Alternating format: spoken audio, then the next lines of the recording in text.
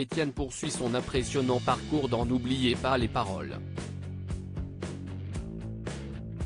Nagui a dévoilé, ce vendredi 4 août, l'étonnante superstition du jeune homme, qui a un porte-bonheur bien particulier. Chaque jour, des apprentis chanteurs rivalisent de mémoire pour retrouver les paroles des chansons françaises dans N'oubliez pas les paroles. Le jeu de France 2 a un nouveau maestro depuis le mois de juillet. Étienne gravit patiemment les échelons et enchaîne les victoires. Le candidat s'est déjà qualifié pour les Masters le mardi 1er août.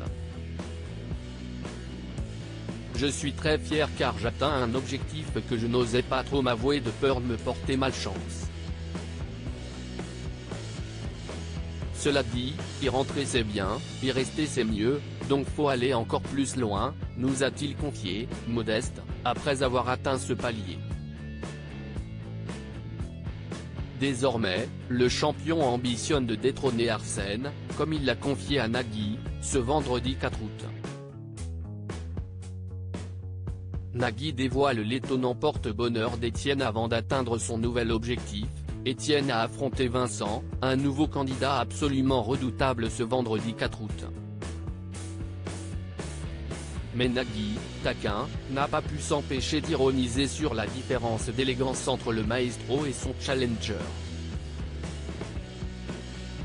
Alors que le nouveau venu avait opté pour une veste de costume du plus bel effet, Étienne arborait, lui, toujours le même pull rouge que les téléspectateurs connaissent bien désormais. Le compagnon de Mélanie Page en a profité pour faire une révélation au sujet du maestro. Pour ceux qui prennent l'émission en cours de route, pendant les vacances on peut s'absenter, on peut partir, ne pas la regarder tous les jours. Si vous remarquez une différence d'élégance dans le code vestimentaire entre Vincent et Étienne, sachez qu'Étienne garde les mêmes vêtements depuis le mois de juillet, depuis qu'il est là, par superstition pour la victoire, a-t-il noté. Loin de se laisser démonter par cette remarque, Étienne a confirmé les dires de Nagui et en a même rajouté une couche. Je dors avec. Je ne l'ai pas enlevé une fois, a-t-il surenchéri. Étienne détrône Arsène et entre dans le top 20 des meilleurs maestros et son porte-bonheur semble porter ses fruits. Étienne continue en effet son joli parcours dans N'oubliez pas les paroles. Dans le deuxième numéro du jour, Mais qui est la belette, le titre de Mano, lui a permis de réaliser un carton plein et d'ajouter 20 000 € à sa cagnotte.